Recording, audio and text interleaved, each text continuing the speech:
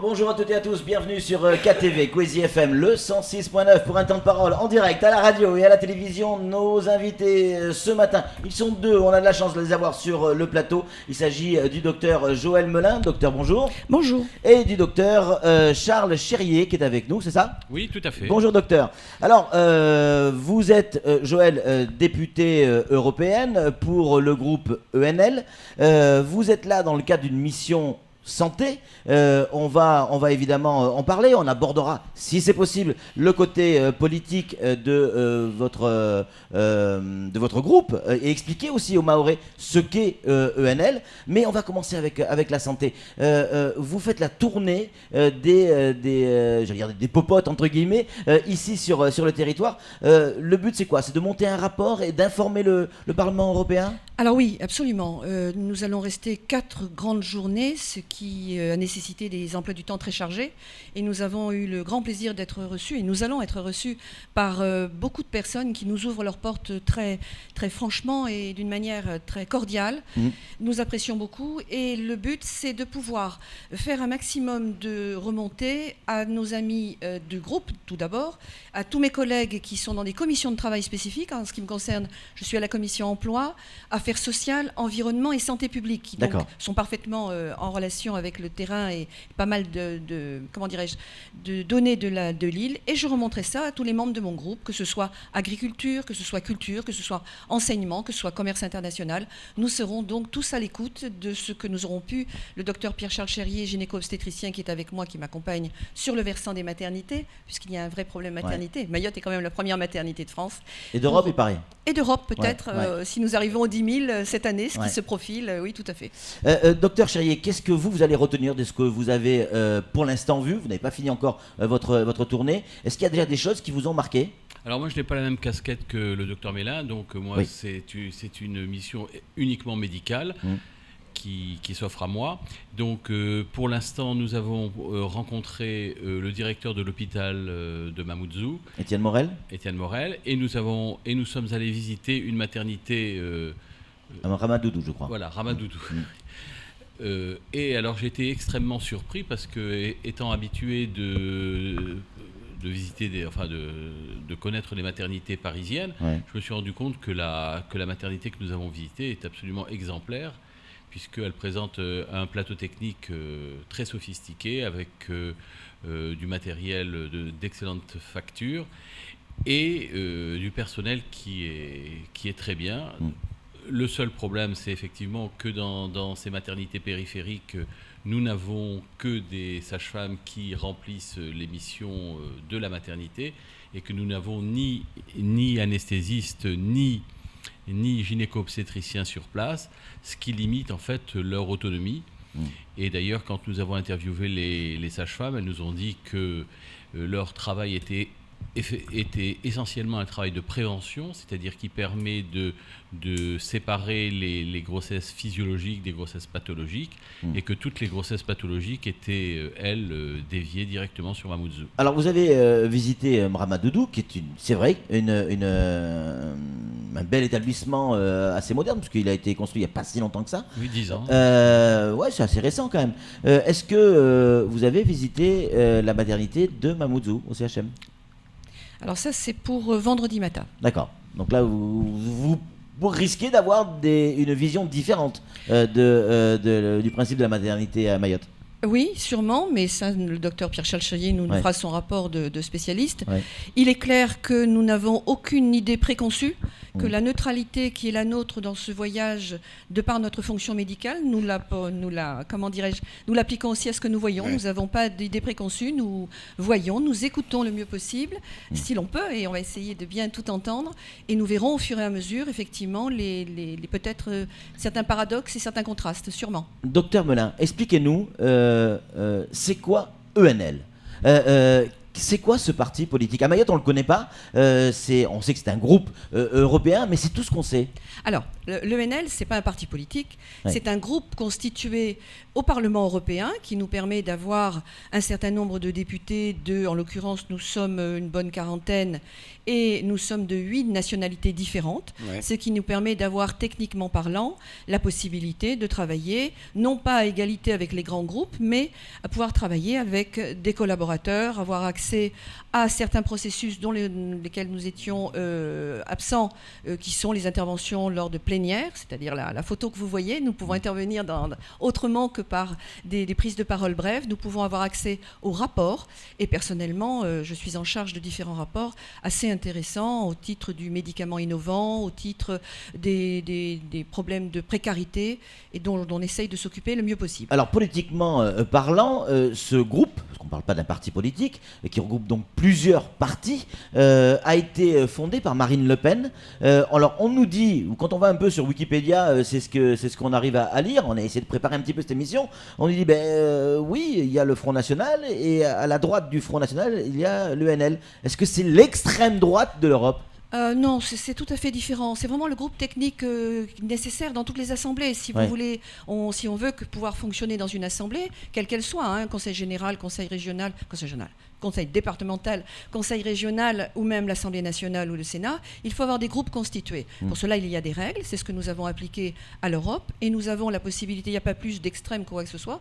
Ce sont d'ailleurs les gens de notre groupe technique, donc, sont des gens qui parfois ont des positions différentes de nous, que nous respectons parce qu'il est nécessaire de respecter la pluralité comme d'habitude au niveau d'un groupe, mais nous ne sommes pas du tout dans un système d'extrême. En revanche, nous essayons de manier quelque chose qui peut être difficile à comprendre, c'est l'euroscepticisme. C'est-à-dire que oui, il y a de la coopération internationale, heureusement d'ailleurs, oui, à des possibilités de discussion et d'échange avec tous les pays d'Europe, mais aussi international bien au-delà sur tous les continents, mais aussi pas cette Europe-là, parce que pour être au cœur maintenant depuis 2 ans, je peux vous assurer que tous les ingrédients sont réunis pour que ça ne marche pas. Et quand je vois la situation de Mayotte, et quand je me dis qu'il y a des fonds européens destinés à Mayotte, et quand je vois la façon dont ils sont probablement pas distribués en fonction des montants qui ont été prévus, ou avec du retard, ou en tout état de cause avec des contrôles difficiles, on se dit que l'Europe doit fonctionner autrement. C'est d'ailleurs pour ça que nous sommes venus avec le docteur Pierre-Charles Chérier voir sur place comment il pouvait y avoir des retombées de ces fonds,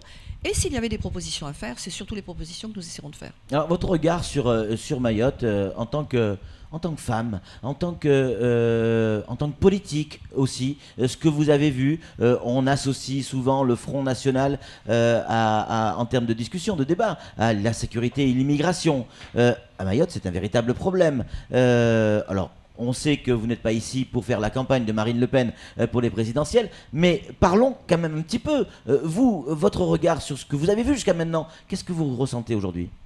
Écoutez, nous sommes là que depuis hier matin, nous avons encore quelques jours à passer ici. En tant que femme, blessée. Pourquoi ? Blessée parce que il me semble que les femmes, les enfants, beaucoup de personnes qui n'ont pas d'emploi devraient pouvoir avoir une vie plus facile, tout simplement. Au-delà de ça, effectivement, vous le dites, j'essaye de séparer véritablement les deux rôles. Nous ne sommes pas là du tout en campagne, puisque, je vous le disais, nous avons été alertés il y a déjà plusieurs mois, lors des événements assez importants d'insécurité, nous avons été alertés, le docteur Chérier et moi-même, par des articles de journaux médicaux. Et on s'est dit, non, il faut, si on peut voir là-bas ce qui s'y passe, on va aller le voir nous-mêmes. Nous ne sommes pas là, et c'est là la grande différence de ma mission avec une mission politique, nous ne sommes pas là pour parler des causes. On les voit, on les connaît. Le discours politique que nous tenons ailleurs dans une autre vie, en métropole, c'est un discours très particulier sur l'immigration et sur l'insécurité, où nous disons qu'il faut de la prévention. Parce que quand on arrive à Mayotte, je n'ai pas encore tous les tenants et les aboutissants, je ne me permettrai pas d'aller beaucoup plus loin, n'ayant pas tous les éléments encore, eh bien on se dit que si immigration et insécurité il y a sur cette île, c'est franchement dommage et que c'est en amont qu'il faut traiter les choses. Vous pensez que sur le plan politique, il y a moyen, parce que la solution elle n'est que politique à Mayotte, il y a moyen de régler la situation? Il y a certaines personnes qui pensent que c'est foutu pour Mayotte, c'est trop tard. Ça peut être pensé si le versant de mon autre vie politique, mais même député européen, c'est que rien n'est jamais perdu. Une vieille habitude, c'est ne jamais injurier demain. Demain peut être souriant, demain peut être positif. Et pour cela, je crois qu'il faut se tourner vers les pays qui ont résolu leurs problèmes. Il faut se tourner vers... il y a des pays comme l'Australie qui a réglé une partie des problèmes d'immigration. Même Ils sont durs quand même, les Australiens. Ils renvoient carrément les bateaux sur une île, genre Alcatraz, quoi. Non, mais là, si vous voulez, je vous dis une partie de leur politique, et en tout cas de leur détermination à régler en amont les problèmes. Après, et je le crois, et ça je suis médecin là-dessus, je crois que c'est la coopération internationale qui va changer les choses. Alors après, le problème de l'origine des personnes qui viennent sur l'île de Mayotte, c'est un problème par rapport à des îles qui ont été avant, qui ont choisi à un moment donné un autre destin que le destin français. Moi, j'habite à côté de Marseille. Je sais qu'il y a 90 000 Comoriens à Marseille. Rien n'est facile pour eux là-bas. Rien n'est facile pour les gens de Marseille. Rien n'est facile pour les Mahorais. Il y a vraiment des questions à se poser et d'avoir des plans politiques très en amont. Après, chaque dispositif à prendre dépend à la fois du moment, de la volonté politique de la personne qui a les moyens d'appliquer la loi. Mais est-ce que quelqu'un qui a les rênes de ce pays, et donc de Mayotte, peut garantir d'une manière ou d'une autre, j'allais dire l'une des missions régaliennes de l'État, la protection de nos frontières? C'est une question qui vient régulièrement sur ce plateau-là, et quelle que soit la couleur politique de nos invités, beaucoup de Mahorais disent non, c'est vrai qu'on ne respecte pas nos frontières. Mais nulle part ailleurs... Comment on peut faire à Mayotte? Eh bien, il faudrait faire exactement ce que nous demandons à l'Europe. Je vais me retourner vers mon rôle de député européen. Nous disons, rétablissons Schengen en Europe, parce que ce qui est vécu à Mayotte est aussi parfaitement vécu au cœur de l'Europe, avec des millions de migrants qui sont, je dis bien des millions, je ne me trompe pas dans le terme, des millions de migrants qui sont arrivés en quelques mois. Et ça, là-dessus, il y a véritablement des difficultés. Nous vivons maintenant en Europe d'une certaine manière, en tout cas certains pays européens, comme les pays de l'Est ou l'Allemagne à l'heure actuelle, des arrivées de personnes qui n'ont pas les possibilités de s'intégrer facilement. Et je doute que, même si la ministre arrive demain en disant on augmente l'ASPA, on augmente l'allocation, les compléments à l'allocation handicapé adulte, enfant, éducation enfant ou l'allocation handicapé adulte, pourquoi pas aussi, on peut toujours promettre tout ce qu'on veut, il va falloir évidemment régler le problème à la source. C'est ce que nous disons à l'Europe, avec Schengen entre autres. Ouais. Flo, une réaction? Oui, parce que c'est là que votre double casquette risque de vous bénéficier, parce que la maternité de Mamoudzou, son plus gros problème, c'est le nombre de naissances, et c'est directement lié à l'immigration. À Mayotte en tout cas. Oui, c'est ce qui nous est dit. Moi, je n'ai pas pu le constater, puisqu'hier, la maternité n'était pas en très grande activité. Mais les sages-femmes pouvaient poser un petit peu, elles étaient heureuses de se reposer un tout petit peu, ce n'était pas un jour terrible. Oui, mais c'est bien entendu, bien entendu. Et est-ce que ça règle le problème de ces enfants qui vont se trouver avec des législations de leur lieu de naissance particulières? Comment va-t-on faire quand on voit l'état sanitaire de l'île? Effectivement, quand j'ai vu des constructions qui sont des constructions plus que précaires, en tôle, et quand on appelle ici les bangas. Vous appelez ici des bangas, c'est ça. Et quand on voit que des enfants sont dans la rue toute la journée, les enfants qui sont en âge d'être scolarisés, quand on voit des petits tout dans les bras des mamans, on se dit vraiment quel est l'avenir de ces enfants? En tant que femme, en tant que médecin et en tant que politique, non seulement je m'interroge, mais je pense qu'il faut absolument agir. Voilà pourquoi d'ailleurs une personne, le docteur Chérier comme moi-même, partons en politique un jour. Mais il n'est pas trop tard, docteur? Il n'est pas trop tard? Il n'est jamais trop tard, monsieur. Ouais.